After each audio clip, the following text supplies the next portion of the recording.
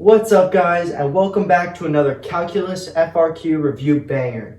Today I'm going to be taking you through a particle motion FRQ and telling you everything you need to do to full score the given question. So if you're ready to get a 5 on your AP test, let's get right into it.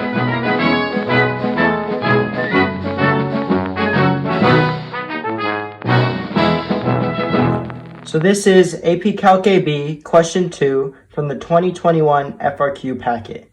You have two particles, particle P and particle Q, moving on an x-axis. The velocity equations for both particles, as well as the initial position, is given.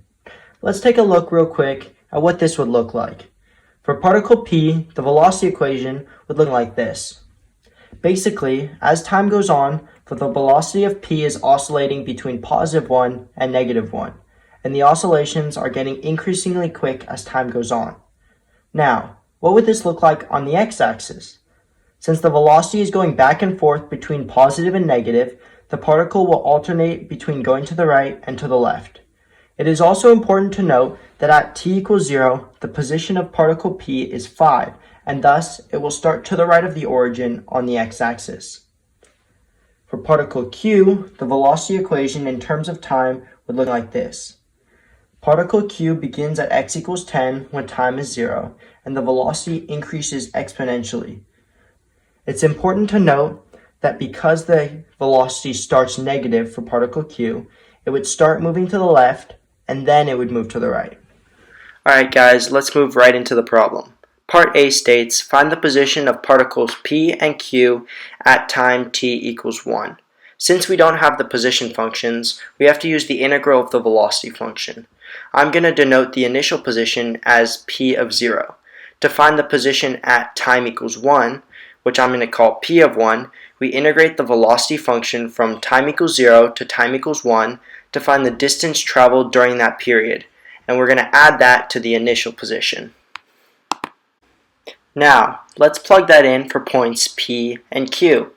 For point P, to find P of 1, we're going to add P of 0 to the integral from 0 to 1 of Vp of t dt, which is sine of t to the power of 1.5.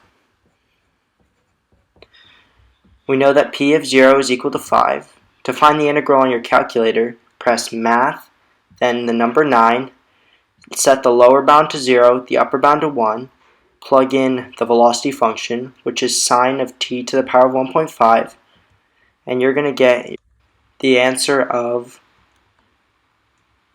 0.37066. If we add that to 5, we're going to get our final answer, which is approximately 5.3707. Now let's do the same thing for particle Q.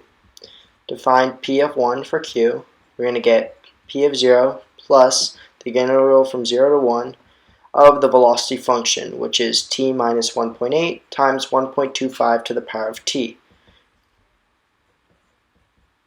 We know that P of 0 is 10, and let's plug in the integral the same way into our calculator, which will give us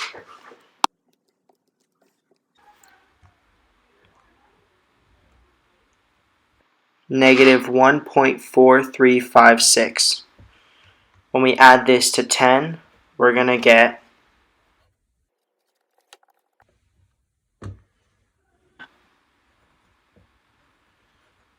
.5644.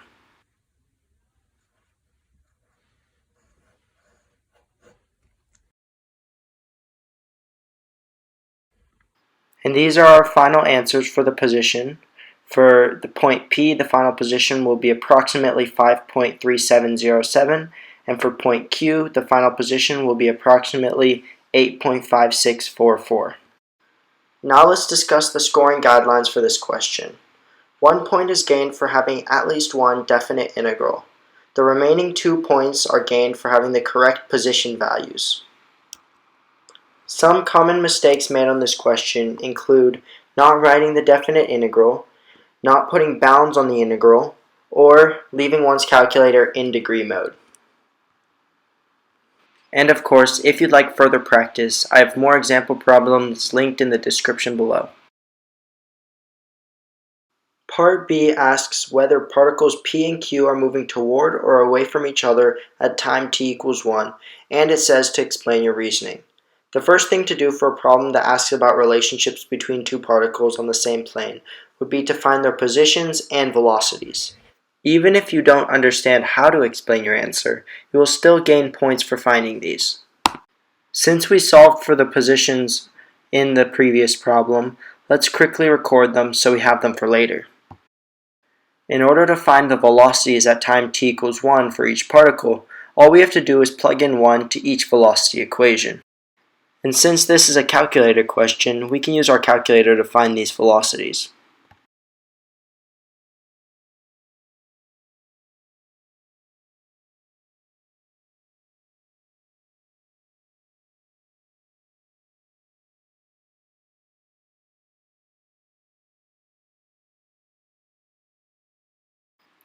Now that we have found the velocity and position values for both particles, we have to use these values to support an answer. In order to understand this visually, let's draw an x-axis. Particle Q is at 8.5644 and particle P is at 5.3707.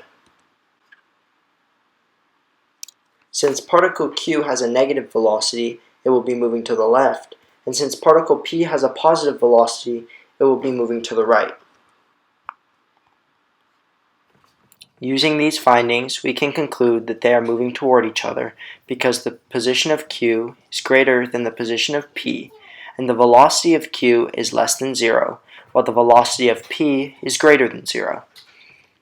In simple terms, Q is to the right of P, and Q is moving to the left, and P is moving to the right. Now for the scoring of this question. The first point is earned by referencing the sign of either of the velocity values, and the second point is earned by explaining why they're moving toward each other. Make sure that your calculator is in radians for this question, and you are sure to reference the sign of both of the velocity values in your answer. If you have any further questions, I have linked study guides as well as answers with answer keys in the description below. Alright guys, let's move on to part C. It says, find the acceleration of particle Q at time t equals 1. Is the speed of particle Q increasing or decreasing at time t equals 1? Explain your reasoning. We know that acceleration is the derivative of velocity.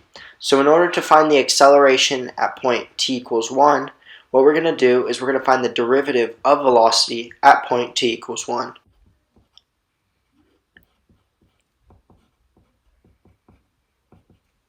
We're going to use our calculator to solve this problem. In order to find the derivative, click Math and then 8 on your calculator and plug in the given equation and then plug in x equals 1. Plugging it into our calculator, we will get an acceleration of approximately 1.027.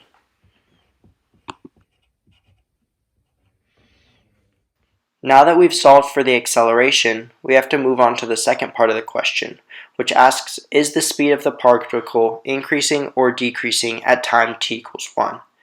In order to find out whether the speed is increasing or decreasing, we have to look at the velocity and the acceleration. From our previous question, we know that the velocity at time t equals 1 is equal to -1. Because the velocity and the acceleration have opposite signs, we know that the particle is slowing down. In terms of scoring for this question, 1 point is given for the setup and the calculated acceleration, and 1 point is given for stating that speed is decreasing and providing a reason why. Time for our final question. It asks you to find the total distance traveled by particle P over the time interval 0 to pi. In order to find the distance traveled from 0 to pi, we're going to integrate the velocity function from 0 to pi. One huge mistake that students make is they forget to take the absolute value of the velocity function. Since we're talking about the total distance traveled, if we're moving in the negative direction, that still counts as distance traveled. That is why we need to include the negative, and in order to do this, we're going to use the absolute value. If you're still confused about the absolute value, I've linked a really good video in the description below that talks about distance versus displacement, and I'd recommend that you check it out. As long as you don't forget the absolute value, this problem has some pretty straightforward points. Just plug the integral that we just provided into your calculator and get your answer. In order to get the absolute value on your calculator, press Math, then press the right arrow key 2 times, and then press the number 5. When you plug this into your calculator, you're going to get a final answer of approximately 1.93148. And this isn't necessary, but I'm going to write my answer out in sentence form. For the scoring for this problem, there's going to be 1 point given for the indefinite integral and 1 point given for the answer.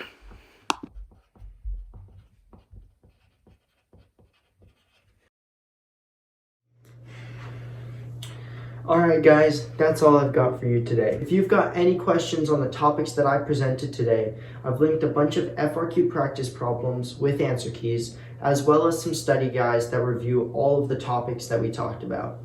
Thanks for watching the video, and as always, be sure to like and subscribe so you don't miss out on any further content.